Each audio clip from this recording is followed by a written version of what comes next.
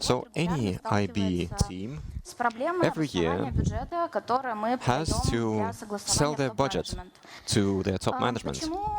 And why? Sometimes budgets may not get approved, or the budgets may get approved at the level of last year, or be simply increased at the level of inflation. There might be a variety of reasons. The company, the business might be developing certain areas, and the company might want to prioritize those areas. And one of the reasons is that when the business doesn't understand what cybersecurity has to offer, has to contribute. And we have been doing a study for a number of years where statistics proves my words. In 1/3 of companies, their next year's budget was at the level of last year's budget. Only 60% of companies had their budget indexed at the level of inflation, and only a small number of companies, mainly of a larger enterprise, have an increased cybersecurity budget. Let's talk about why this might be happening, why budgets may not get approved with the business. The business often sees information security as something that plugs holes, so to say. It doesn't see how information security can support the company. So it's important for you to communicate that you might have shared goals. We as information security have to support the corporate goals. If we can sell this, if we can explain it to the business,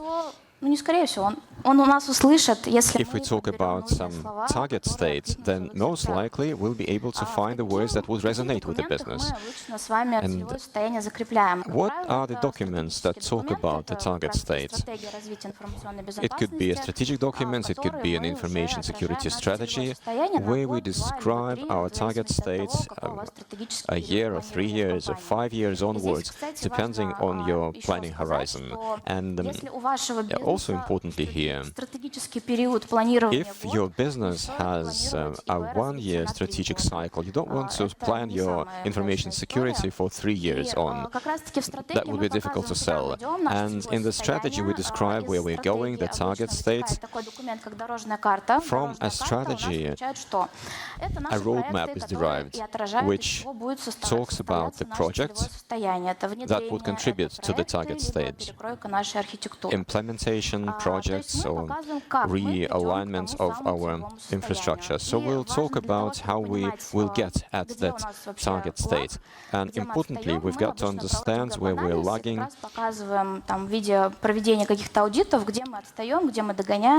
We're showing that for the purpose of audit, or otherwise we're also showing where we're lagging and where we're developing well.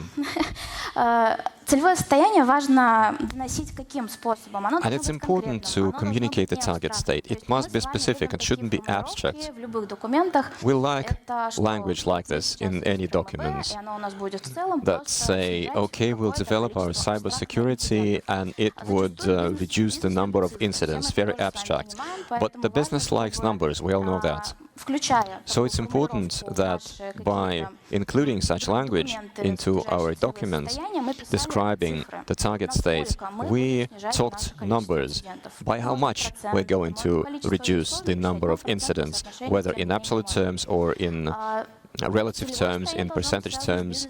The target states should be linked with business goals. As I said previously, it's important that the business sees how we will protect and defend their target metrics, how we will support their developments. It's very convenient to talk about digitalization. If a business has a strategy in digitalization, well, that goes hand in hand with information security.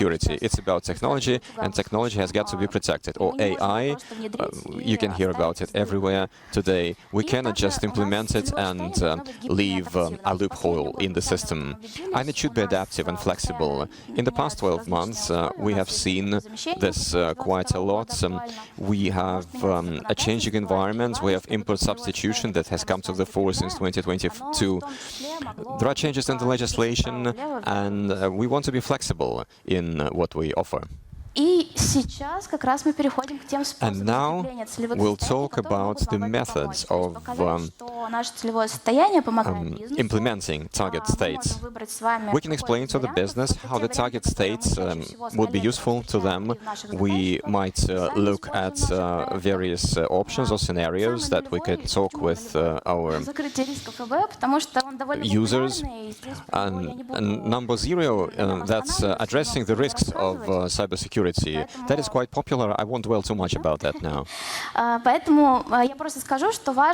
just say that it's important that if your company has a well-developed risk-based business, if it understands the risks, if it calculates risks, if it updates risks, then it would be good to sell this addressing information security risks. I came across users when the company did risk calculation very well, but the business at some point decided to discontinue the risk management department.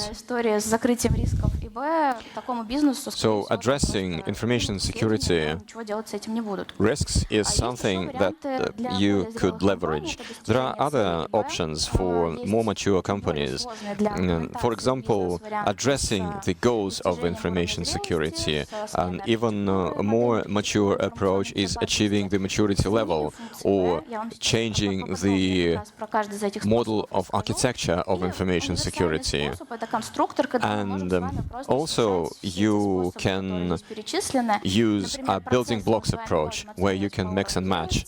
For example, processes we can assess at maturity level, and we can at the same time offer to rearrange the information security model. Okay, so let's discuss number 1, achieving the objectives of information security. Well, achieving those helps business development to sell this to the business and to really explain to them that we're helping them.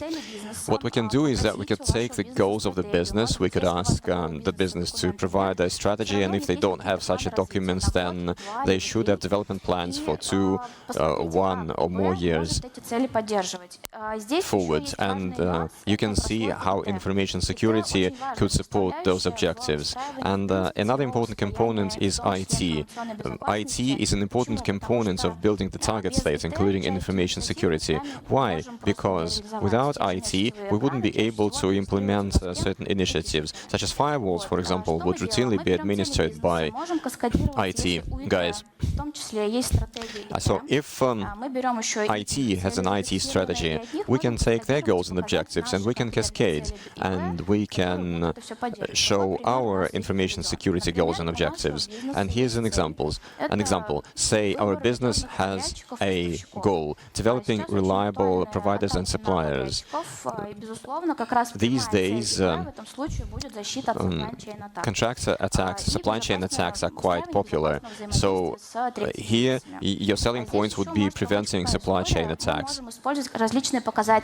We could use various KPIs and various other performance metrics, KGIs, OKRs, etc.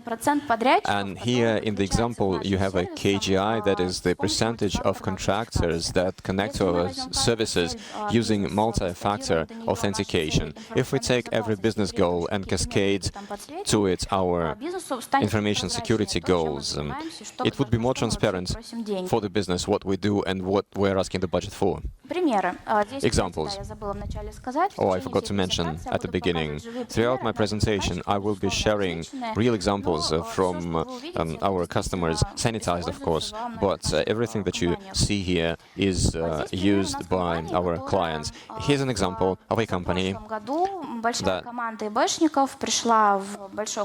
a couple of years ago had a new information security team joining them, and they started developing the information security strategy. The goals and objectives of the business were following ISO 9001, and we took the goals and objectives from the business strategy. And in parallel with us, there was an IT team working that was putting together their strategy with their goals. And we cascaded from these bullets from the business, the IT, and also we formulated our own information security goals that could support both teams, the business and the IT. For example, if we want to do reasonable resources in implementing IT, the information security goal would be availability, and another information security goal could be ensuring comfortable and secure work with IT resources. That would also be accessible to our contractors and suppliers. Let's talk about some other examples. Metrics. I said that we could use KPIs or KGIs. We could use other performance metrics, and performance metrics are good if your business looks at measuring how they are developing.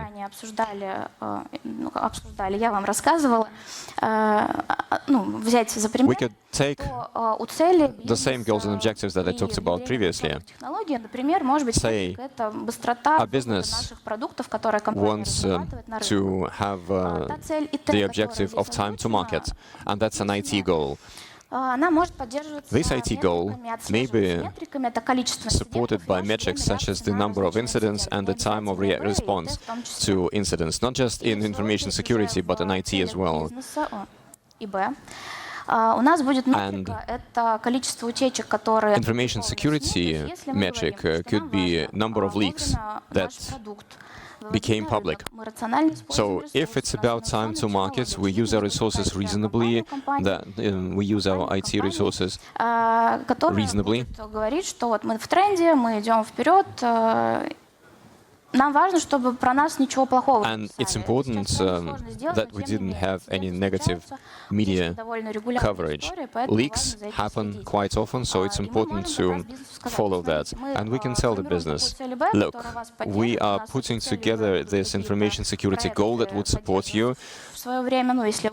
Then we need a certain number of projects that would support it. Well, if it's leaks, then it's DLP or something like that. Another thing that could support us is the time to get access to the resources of the company. And it's a good metric for both the business and the IT. Often, information security is seen as an obstacle for the business development and IT development. We're not always liked because we come with our own systems, subsystems that may make business processes slower. And if we are doing a good job about explaining our target state, that the access time will not be increased, but in fact even be decreased, the business will be happy to buy that. Another example where the company cascaded from the CEO's KPIs, the main one was increasing shareholder value. This chart didn't have a lot of boxes. There were some goals for finance, there were a few goals for the economic department, there were a few goals for legal, and only one goal was supported by information security, that is ensuring the business requirements in the area of information security. But this is not the end. The chart may go further down, and that will explain to us how that can be implemented. Another example is an X matrix, or Hosin-Canry matrix, as it is called. And it's important to understand that it's not information security that primarily uses this. In a couple of years' time, we met a couple of customers who used this matrix. It's not rocket science, it's just quite beautiful visually. You read it clockwise. So first we formulate long-term goals, then we cascade to one-year goals and objectives. Then we we write down our priorities, how we'll achieve that, what we should do first, what we'll do next, and some performance metrics to add to that, to make sure that these goals and objectives are met. And importantly, we have responsible people here who would be responsible for particular metrics. And in this client, they formulated their business goals using this X matrix, and the IB team took this into account when they formulated their strategy. And a specific feature of this X matrix is that you don't want to put too many goals into it. They should be high level, but at the same time should reflect our direction of development, such as building quality products. So here they were the assessments of vulnerability to threats and ensuring an effective system of response. Let's go to another example. That is one is my favorite, and it's about achieving the maturity level. But it only works with processes, and let me explain to you why. It is quite subjective. If we don't write the criteria that we use to calculate the maturity, we won't be able to make them specific and manageable. Well, we can assess whether there's an IB policy, an information security policy, yes or no. But the policy may be there, but what's the contents? It may be just a one-pager. Such a policy would hardly be effective for a company. How this one is convenient to communicate our target state to the business, because it's a ruler. It's a measure. We can demonstrate to the business how we can add value. But if your business is more on the visual side, I think that this presentation with a measure would be more obvious to them. Here we'll be able to calculate the level of maturity. We can tell them that, look, currently we are at level 2, but we should aim higher. That is why our target level would include the projects and programs that would help us achieve this target level.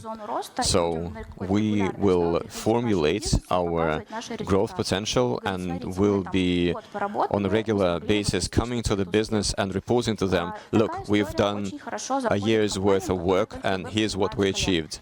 And it's good for companies that only started working with information security recently. So it's convenient to look at the target state using the relevant ISO, which is the standard for many. This works well for large corporations with subsidiaries. Why? Because you might have subsidiaries that are not dependent on one another altogether, that work independently. There might be independent information security teams, and they might not be a centralized information security approach. So if you communicate this maturity assessment methodology through a top-down approach, you would be able to measure the status in your corporation. Okay, so we have been developing our target states, we have been developing processes and people. So how do we understand whether we are in a good state or not, whether we're not lagging behind competitors, or maybe we have been doing a lot of work but still we're lagging behind? And this will help us to demonstrate that no, we are not lagging behind. If anything, we're taking over certain other players. To give you another example, this was a long-term initiative when, in a period of 5 years' time, we approached that customer annually and we did a maturity assessment of the parent company for certain checkpoints. And this case helped the company to build a centralized information security function that's later transformed into a service information security, and to get alignment across their subsidiaries, because the level of information security of the companies was not even. And here exactly we use the ISO 27001, and we use the CMMI to measure. The standards have held this CMMI and C2N2, and you can measure this, you can measure automation, you can assign responsible people, etc. So in this way, we have been able to increase the level of maturity in this customer. Our target metric was 4, and again this was over 5 years' time, but in the final year they were able to achieve their target metric. As I explained, in this customer, we transitioned from a set of random products to a single stack. We implemented centralized information security. We had people responsible for various areas, and we started having a centralized information security that was well understood both by IT and the business. So this helped us develop a very robust system. And as I explained, there are a few methodologies of maturity measurements. The most popular is CMMI, and you can use it with any standards. And you can use this QR code to find other models that can be used. You can review them, and you can see which of them works better for you, and to take that to calculate your target state. And one other example where maturity assessment CMMI-based was used. Two customers, one from the industrial sector, the other one is from retail, and both decided that they wanted to use NIST CSF for a number of years, so they had a history of assessing them like this. And we calculated their current assessments.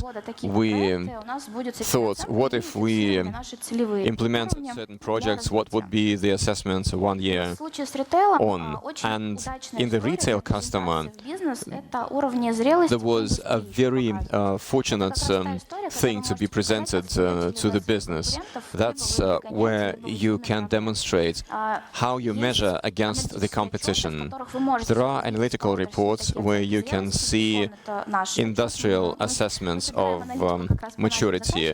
One of such reports is ours. We gather analytics that we put in the reports. And McKinsey in 2021 also published a similar report where you could look up by industry the level of maturity. And I think that NIST, CSF and CMMI were the methodologies used. So who else follows this path? You can see these are quite respectable companies that use this method of assessing maturity. The first case is Sber, or Sberbank, the largest Russian bank that produced their own maturity assessment tool that they use to assess their headquarters as well as their subsidiaries. Again, you can follow the QR codes to see the methodologies that are described here. Second is MTS's experience of improving their architecture. They have an article on Harbor, and they write there what target states they chose. Regulator also are interested in maturity assessment. For example, the Federal Service for Technical and Export Control have a manual for maturity assessment. And there's an industry standard that was published about a month ago in April. A Big Data Association developed their own maturity assessment methodology for processes, but that's more for personal data. And talking about the competition, this is quite interesting. If you follow the link, you would be able to see the companies that have already done self-assessment using this methodology. And I think Sberbank is there as well among those companies. So this might be useful for you when you select the level of maturity assessment methodology to present to the business. So we chose this approach because many large companies also follow it, and there are certain standards that we can use to do an assessment. And the third approach is the change of the information security model. The information security model is a framework that describes what it is that we are protecting: the layers of protection, the networks, the clouds, the data layer, if you recall the layers of our infrastructure, and how we're going to protect that, what technology, what methods, etc. How can we sell it to the business? Here I explain that we can focus on operating effectiveness and ROI, but ROI is not used quite often. I personally haven't seen it a lot. И показывал это бизнесу, либо для себя хотя бы такие показатели считал, но если, опять же, бизнес у нас любит цифры, такой вариант можно использовать. The business likes numbers, and you can use this. You can sit down with the business and do a calculation. What benefits you're going to have in implementing a certain solution? Say for leaks, for example, you can demonstrate to them that the solution will have this price, but the fine for the leak is a few percent of your total turnover or sales, which is quite a frightening number. Another thing that you can use to sell is what architecture model the business uses at the moment. It's going to be on the next slide. So what are the infrastructure models? Fortress, castle in moat, defense in depth, and zero trust. Say if there's a barn house in the field, and we know that no one is going to try and get into it. That's going to be a fortress. If we are expanding our territory, then we've got to protect a bigger territory. So it's not just a house, but we might get a barn, for example, next to it. Then the next approach would work. Remember the times when everyone used one LAN, there was no cloud, nothing of the kind. So in that configuration, maybe not even a firewall was required. But as the systems evolve, you've got to protect those assets as well. It would be well, when we are in a fortress, we don't need any WAF, DDoS, etc. But at some points, we've got an application that communicates to the outside world, and we are still protecting it with some old technology. So you can show to the business what architecture they use at the moment and what risks it contains. И здесь еще есть такой нюанс, что вот последняя модель у меня указана нулевое доверие. And the final model that I'm showing here is zero trust. Zero trust is trending. Everyone is trying to follow that way. There are certain challenges. It's quite expensive. It's quite long. You've got to rearrange the infrastructure. You've got to implement micro perimeters. You've got to implement additional data protection methods. And there must be controls ролевая модель должна быть очень хорошо развита. Это не with каждая very компания well-developed roles and role models. Not every company хорошо работает, к сожалению. has it Вот, и operating поэтому, well, если in my вдруг experience. оказывается так, что вам So приглянулось if нулевое доверие, it и вы happens that you понимаете, like что, zero ну, trust, в данный but you момент understand that не at this силен, point in time денег нет, you не will знаю, not там, be able сил, to средств, людей, do it вы because you можете don't сделать have the что? Вы money можете or просто возьмите те resources модели or архитектуры, которые anything else. есть, и посмотрите, You какие might лучшие look at практики там the используются. other models and to see Вариант, what best то есть, practices are used there, and you can use a hybrid model. For example, it could be a hybrid between defense in depth and zero trust. This is what we did for one of our один из примеров, clients. это This когда is an example. года 3 назад Some нам 3 years ago, пришла большая we were компания approached by a large company, в чем там была соль бизнеса? Они and считали данные. Там their был огромный business объем was данных, about которые они data processing. в виде They статистики had собирали, huge потом volumes of выпускали data that аналитические they отчеты. calculated as Сразу понятно, statistics, and что then нам they надо developed там reports based on защищать that. эти данные. So it's very clear И what to protect in that удивительный case. кейс, That когда is the сам data. бизнес пришел And с it was a потребностью very от зero curious trust. То case есть for me бизнес сам где-то when the прочитал business в approached интернете, us есть saying такая that we история, want zero зero trust. нулевое So they доверие, read никому не somewhere доверяем, on the ну, internet некоторые that yes, we данные, want zero которые никому не trust, we доверяем, don't trust надо защитить. anyone. There is certain data that we've got to protect using zero trust. So can you develop a target state for us using this model? And we, my team and I, started looking at where they are at the moment, how far away were they from zero trust. They were quite far then and perhaps even now. So here's what we did. We took the zero trust model from the Ministry of Defense of the US. There's quite a large set of documents that includes methodologies of how to implement a zero trust. Microsoft has a good document, and 800-я серия стандартов тоже тоже standards разработала стандартная series методика. 800. Вот. Что мы сделали с коллегами? Here's what we Мы did. просто создали отдельный файл с лучшими We практиками, set up a file with best practices that describe, or rather are described in Там была очень условная several of those математика, standards, именно and 5. we looked at where our client was at the moment. Худо-бедно что-то And есть. we had this scale from 1 to 5, and we calculated where they were Мы уже at the moment. поэтапную модель перехода на Zero And Trust для then этих we заказчиков разработали. developed for them a staged approach of transitioning to zero Еще trust. один способ закрепления целевого Another исполнения — это example функции of ИП. То есть если мы сейчас можем только обнаруживать угрозы, уязвимости и state. так далее, но в какой-то момент мы If понимаем, что мы достаточно now развитая компания, we можем себе can позволить свой сок, например, detect нет, vulnerabilities and threats, etc. But if at one point in time we understand that we can afford our own SOC, well, that's a good point to change the approach to our information security. Here we can proceed from control to forecasting. If we take adaptive security from Gartner, in those 4 domains, predict, detect, respond, etc., and describes what methods we can use to ensure protection, then this is just an example. It's not necessarily that you've got to have this particular implementation.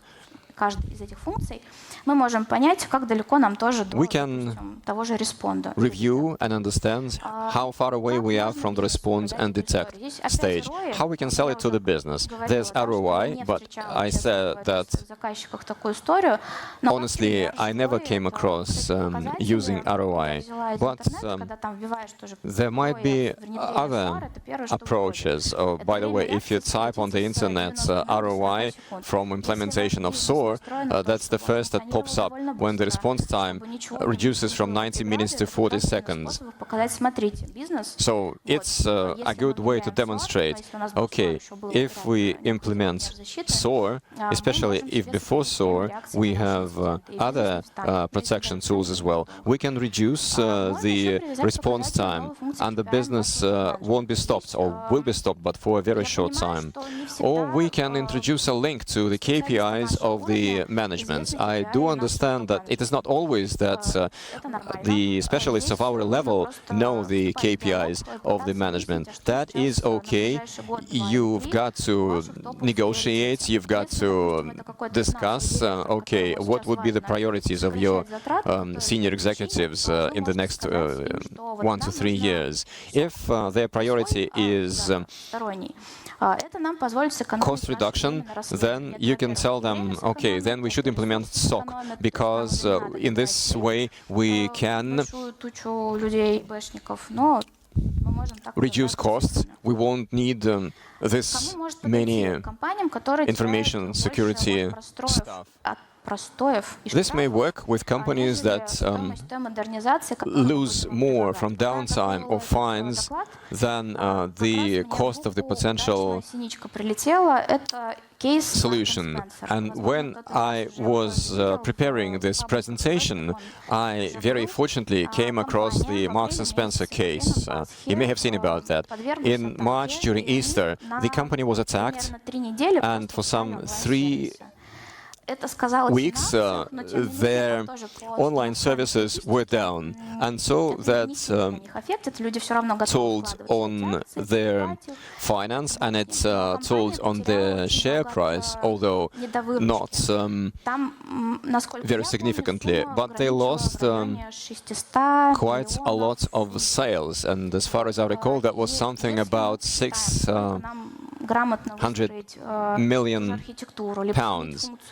So if we calculate what would be the cost of changing the information security infrastructure, and that would be just a fraction of the cost of what Marks & Spencer lost as a result, that could be a good case for you to sell this budget increase to your corporate center.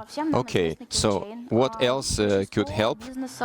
We all know kill chain. Many businesses don't even know that they have been hacked. They just know that the service is unavailable and I'm losing money. But if you explain to them how hackers operate and what are the main steps that they do to breach into our infrastructure and what we're lacking to respond at every stage, that could be useful for you. It's important for us to demonstrate that the key feature of IT security is to make life difficult for the hacker.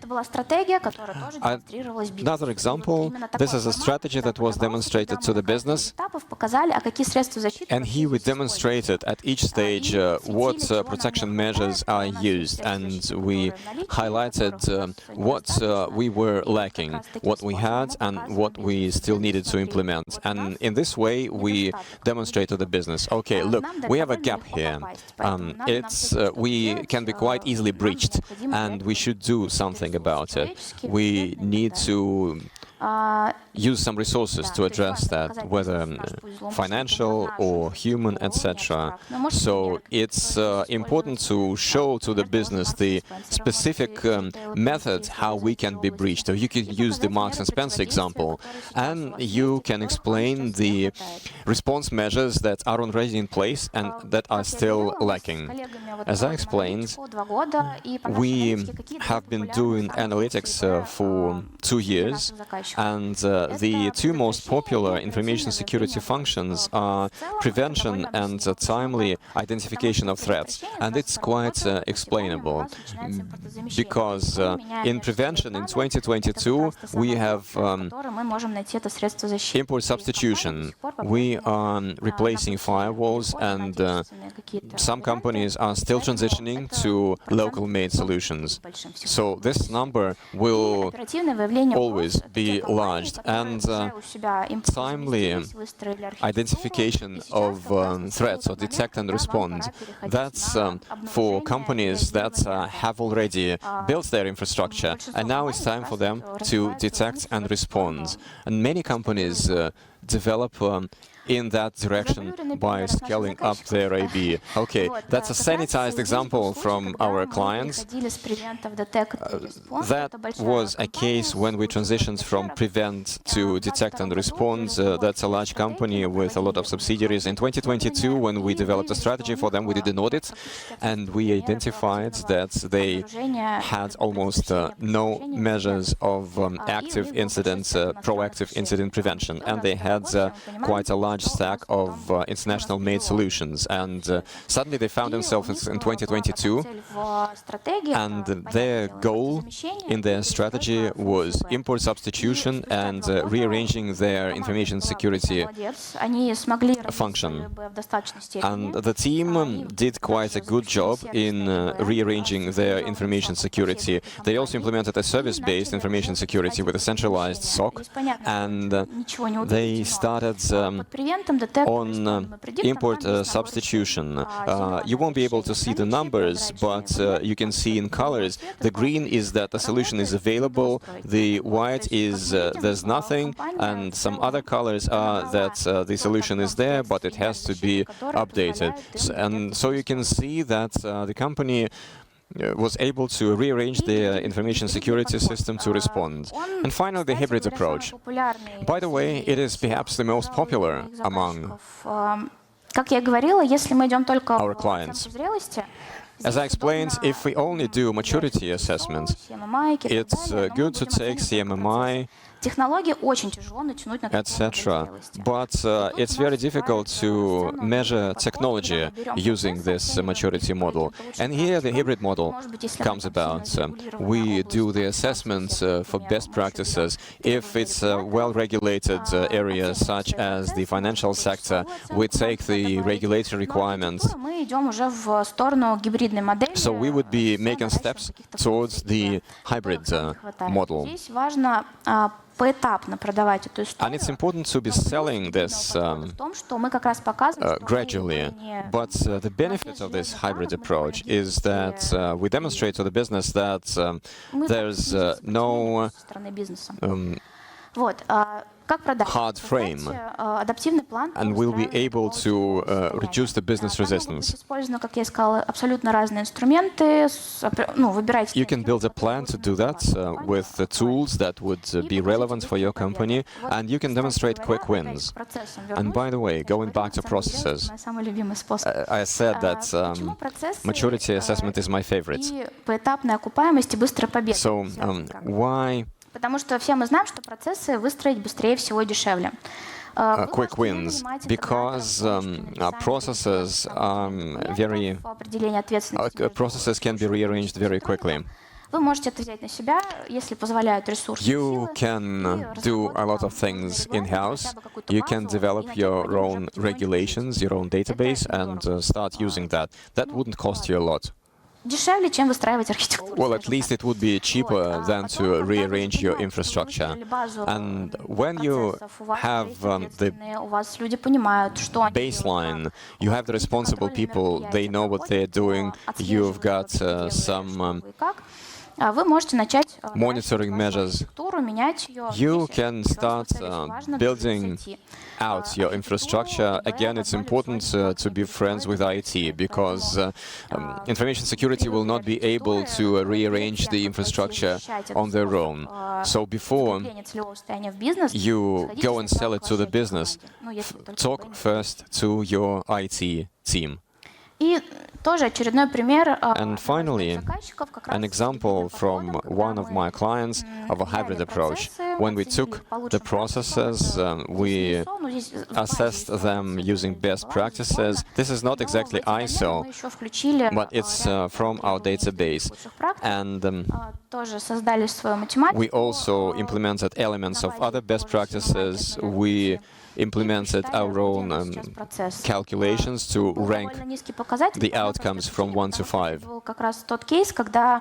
You can see that one metric was low for a very simple reason, because at that point information security was very nascent, and a large team came in and started building information security from scratch. And they have quite a good target level, and in some of the parameters they have already achieved. We chose the transitional model, so it's important for them to retain data. They have contractors that connect to our resources remotely. Zero Trust would also work well, but for clear reasons it's difficult to implement and it's quite expensive. This approach was disregarded, and the transitional hybrid model was adopted with the specific solutions that would help them achieve their goals. What else is there? Let's see what else is there. There's declaration of the target state. That's when a company, the business, has a strategy, and we develop our own information security strategy based on that, in MS Word, essentially. And there's a section that is called the target state of information security. We're not saying how we're going to achieve it, what are the targets, metrics, etc. We're just stating the goal.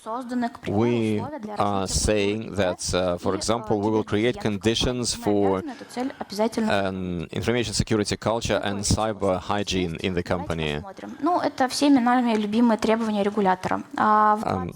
Also, there is this regulator requirements approach. In 2021, I had a client, an insurance company, and they were about to measure how they perform against the government standards, and at that time they were not living up to the standards. And together with the team, we developed a roadmap, prioritize the initiatives to see what would work to increase the level of protection. If you know the government standards developed by the central bank, you know that the assessment could come out much better if you implement the technical measures of protection. And the benefits for the business is that we become compliant with the government standards, we get less or fewer citations from the regulator, we increase our resilience. There are other approaches that we saw in other companies, so we are not the authors of these approaches, but these are all live cases. Some real companies use that.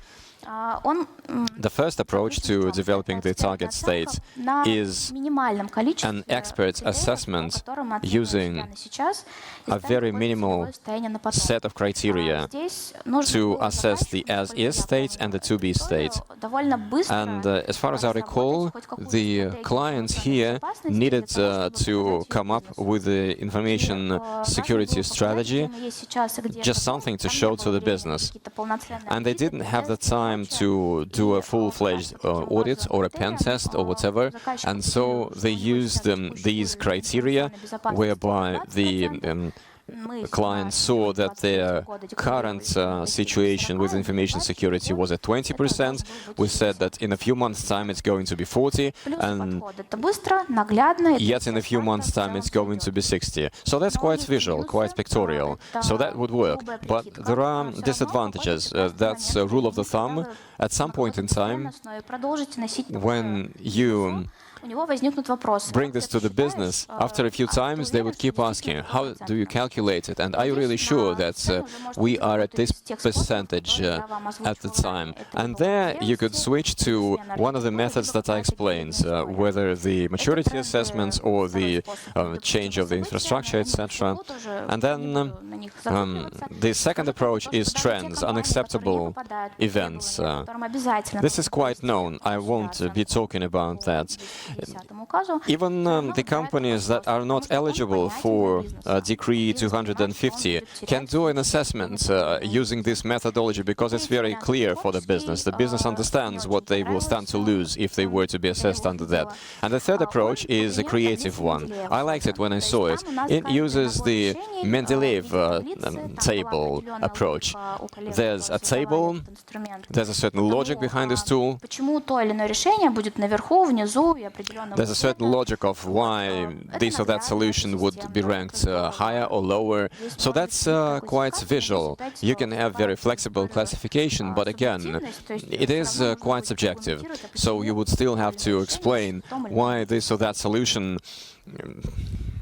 is ranked at a particular place. Повторюсь, не говорите So in conclusion, бизнесу, показывайте I would like to repeat, don't tell the price to the business. Explain to them what profits they would get from your information security solution. You can use my approaches, or maybe you have other approaches in your company. There is no right or wrong way of explaining the target state. What is important is that it would resonate with your business. And again, the devil is in the detail. Even if you take a particular company and you want to follow their approach, remember that the business is different, and the examples that you will be showing, please communicate them rightly to your management team. That's it from me, and thank you very much for listening to me.